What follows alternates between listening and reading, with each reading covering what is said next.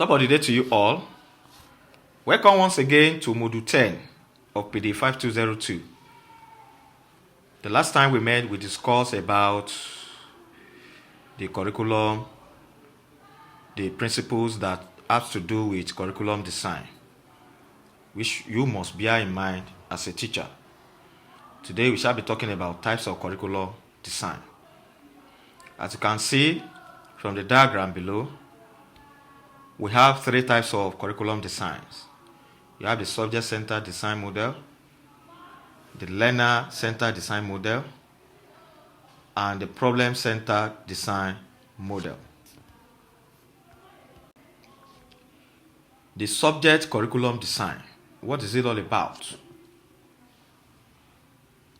This type of curriculum design tends to focus on the subjects rather than the students. It is the most common type of standardized curriculum that can be found in most primary, secondary, and higher educational levels in Nigeria. Subject-centered curriculum design is not student-centered, and the model is less concerned with individual learning compared to other forms of curriculum design. What this one is telling us is that in most of the public and private institutions in Nigeria, their curricula are subject-centered in nature. As you can see from the diagram, they will tell you the topic to be covered, subject to be taught, topic areas within the subject, then determination of the objectives, deciding upon learning experiences related to mastering the content, organizing the experiences, then evaluating the extent of mastery what was taught. And on the side, we have definition of important, generalization, and understanding what to teach, then identification of accompanying intellectual discipline.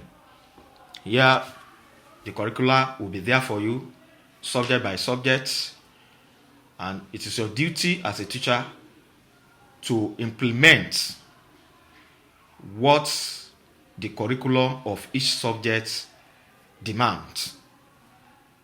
And at the end of the day, or at the end of the lesson, or at the end of the term or session, you evaluate. That is, you try to know how far the stated objective for each topic and each subject have been achieved by examining your student via exam questions or test. So this is all about the subject curriculum. It doesn't give room for feedback from the student, whether they are understanding what you are teaching them or not.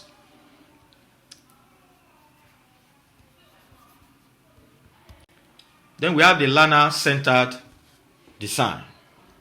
Learner-centered design. This is the opposite of subject-centered. Curriculum design revolves around students' needs, interests, and goals. It acknowledges that students are not uniform and therefore should not be subjected to a standardized curriculum. This approach aims to empower learners to shape their education through choices. Of course, this is well understood. You can see it in the diagram. The student-centered learning, student is at the center of the learning. Everything you do as a teacher is revolved around the student. You have to put the student into consideration in all things you do. From the selection of the topic to be taught, you have to look at the age of the student, their ability level. This will afford you the opportunity of knowing the type of method of teaching you are going to choose. And in whatever method of teaching you choose, you have to make sure that such method of teaching will allow students to be actively involved in the teaching and learning process.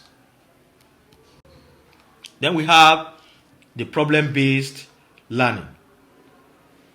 the problem-based learning. You can see the comparison here. We have the traditional learning, which is the conventional lecture method. You will be told, the learner will be told what you need to know. And once you are told what you need to know, you need to memorize it in order not to forget. Then problem assigned to illustrate how to use it. Then under problem-based learning now, the problem is assigned from the onset. We call it guided discovery learning. The problem is assigned from the onset. The teacher will guide you on how to go about it. Then you identify what you need to know. Then learn and apply to solve the problem. So whatever the guidance given to you, you are the one that will apply it to solve the problem. You can see that under problem solving method, the learners are actively involved. And in this type of design, all the 5 senses of the learners will be made use of, because it is more or less hands-on activities. When you tell your learners what to do and you provide the necessary material for them to do it, they will be busy using their hands. And when their hands are on manipulating objects, their minds will also be on.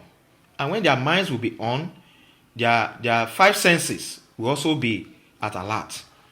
And you agree with me that knowledge gain in this type of curriculum design by your learners will last long in their memory.